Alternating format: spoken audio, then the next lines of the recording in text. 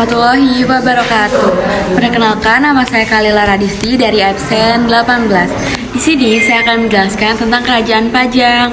Kerajaan Pajang adalah penerus Kerajaan Demak. Pendiri kerajaan ini adalah Jaka Tingkir alias Sultan Hadiwijaya, menantu Sultan Trenggono, Raja Demak ketiga sebelum mendirikan kerajaan. Jaka Tingkir diangkat oleh Sultan Trenggono menjadi penguasa adipati wilayah Pajang. Pada tahun 1546 terjadi kekacauan di pusat kota Demak. Sultan Demak keempat Susuhan Prawoto, putra sulung Sultan Trenggono, wafat sebab disingkirkan oleh Arya Penangsang. Tiada lain kemenangannya sendiri. Setelah terjadi peristiwa tersebut, Jaka Tingkir melawan pasukan Arya Penangsang.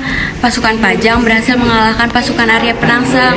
Kemudian Jaka Tingkir segera mengambil alih kekuasaan dan memindahkan pusat pemerintahan kerajaan Islam itu ke pedalaman Pulau Jawa dan memindahkan nama Kerajaan Pajang. Setelah menjadi raja, Jaka Tingkir mengubah namanya menjadi Sultan Hadiwijaya.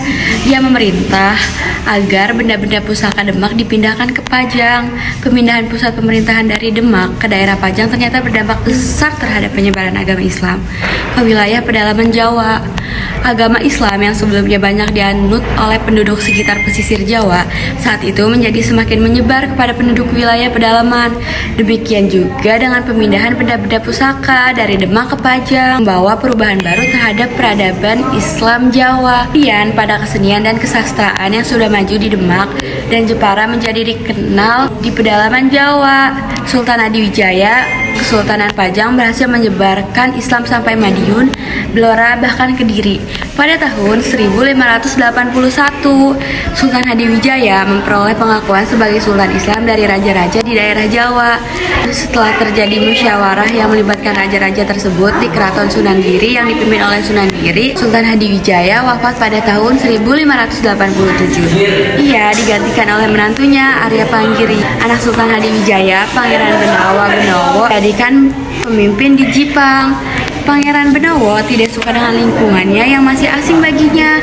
Ia meminta bantuan kakak angkatnya Senopati penguasa Mataram untuk mengusir Arya Panggiri dari Pajang.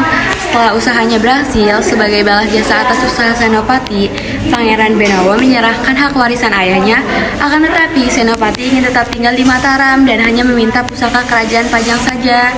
Saat itu Mataram sedang dalam proses untuk menjadi sebuah kerajaan yang besar. Akhirnya Pangeran Benowo menjadi penguasa Pajang. Namun di bawah perlindungan Mataram, mulai saat itu Pajang sepenuhnya berada di bawah kekuasaan Mataram.